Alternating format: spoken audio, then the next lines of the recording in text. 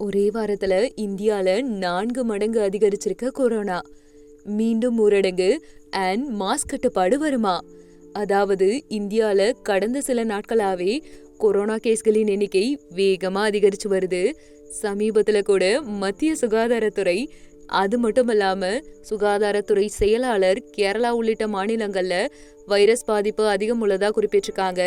இதற்கிடையில பாத்தீங்கன்னா கடந்த ஒரு வாரத்துல மட்டுமே இந்தியாவுல அதிகமான கேஸ்கள் வந்திருக்கு. அதாவது கடந்த 2019 பரவி இருக்கக்கூடிய கொரோனா நம்ம அலை அலையா தாக்கியிருக்கு. கொரோனா வேக்சின் முன்னெச்சரிக்கை நடவடிக்கைன்னு பெரும் போராட்டத்துக்கு அப்புறமா நாம கொரோனாவை ஒழிச்சோம். அதே நேரம் இன்னுமே கொரோனா ஏற்படுத்தின பொருளாதார பாதிப்புகள்ல இருந்து நாம முழுமையா மீண்டு வரல.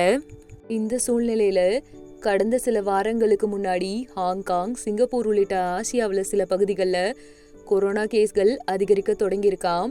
தொடர்ந்து இப்போ இந்தியாவிலையும் கடந்த சில மாதமாவே கேஸ்களின் எண்ணிக்கை மெல்ல மெல்ல கூடிக்கிட்டே வருது. இதனால எல்லாரும் பார்த்துருக்கணுன்ற மாதிரி சொல்றாங்க. குறிப்பாக பார்த்தீங்கன்னா கடந்த சில வாரத்தில் மட்டுமே இந்தியாவில் 752 பேருக்கு கொரோனா கேஸ் அதிகரிச்சிருக்கு. அதையும் விட முந்தைய வாரத்திலிருந்து கணக்கெடுப்பில் பார்த்தோம்னா 248 அப்படின்னு இருந்தது. இப்போ மாறிடுச்சு, 4 மடங்கு அதிகரித்து 1000 தொற்றுக்கு. குறிப்பாக கேரளா, மகாராஷ்டிரா, டெல்லி ஆகிய மாநிலங்களில் கேஸ்கள் அதிகமாகிருக்கு. அதிகபட்சமாக கேரளாவில் 335 பேருக்கு கொரோனா பாதிப்பு வந்திருக்கு. இதன் மூலமாக கேரளாவில் ஆக்டிவ் கேஸ்களுடைய எண்ணிக்கை 430 ஆயிருக்கு. அதே மாதிரி மகாராஷ்டிரா மற்றும் டெல்லியில முறையே 153, அதே மாதிரி 99 கேஸ் இருக்குன்னு சொல்றாங்க. அதாவது கொரோனா காலகட்டம் அப்படின்றது அதிகமான பின்விளைவுகளை உருவாக்குன ஒரு காலகட்டமும் கூட. அப்படி இருக்கும்போது இந்த கேஸ்கள் அதிகரிக்க அதிகரிக்க தமிழகத்துக்கும் இப்படி வந்துச்சுன்னா லாக்டவுன் மறுபடியும் போற்றுவாங்களோன்ற ஒரு கவலை வரப்போகுது. ஸோ எதுனாலுமே பார்த்துருக்கணும் அப்படின்ற மாதிரி சொல்கிறாங்க. இப்போ இருக்க சூழ்நிலையில் என்ன பிரச்சனைன்னு தெரியலை. சுகாதாரத்துறை திணறி போயிருக்கு. ஏன்னா மழைக்காலமும் இருக்குது, சம்மரும் இருக்குது.